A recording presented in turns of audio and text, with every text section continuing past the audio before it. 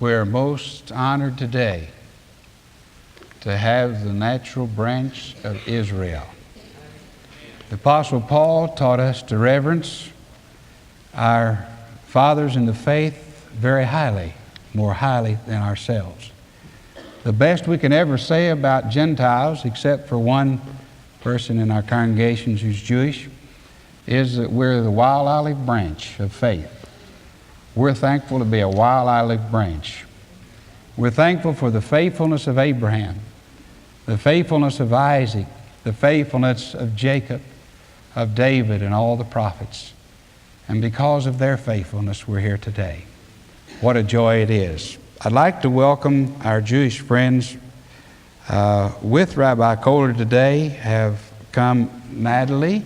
She's the only female from the synagogue. We're so glad to have her today. Then we have Stephen. Why don't you children, young people, would you mind just standing up? They would love to take a look at you. All right, Natalie. And then Stephen. And then Jonah.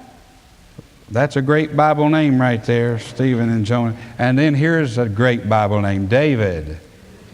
I'd like to say that I was at David's bar mitzvah, and we had a wonderful time. He, at 13, reads the Torah better than I do at 44. In fact, later on in the program, David, your rabbi, has given me, our rabbi, we call him our rabbi too, he's given me permission to ask you to read the Decalogue. I have the Torah with me, and so you'll be reading later on in the service. With Rabbi Kohler, Rabbi, you stand also. You're not a young man, but you look young. Would you, with a round of applause, welcome these, our guests? Thank you. Thank you.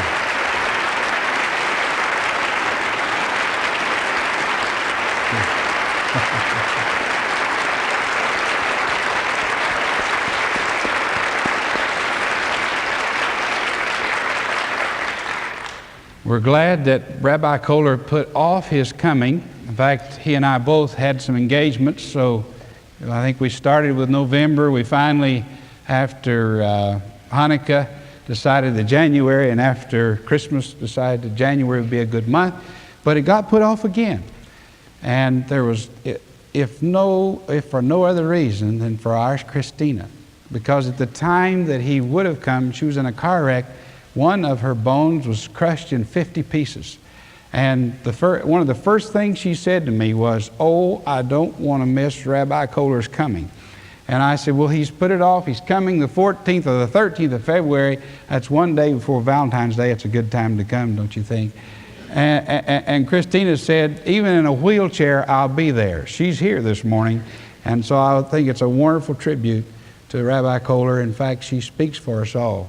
We would all try to be here, wheelchair or not, if we knew that our beloved rabbi was coming. Well, there are other guests with us. We have a way of greeting our guests here, telling them that we love them and we honor them.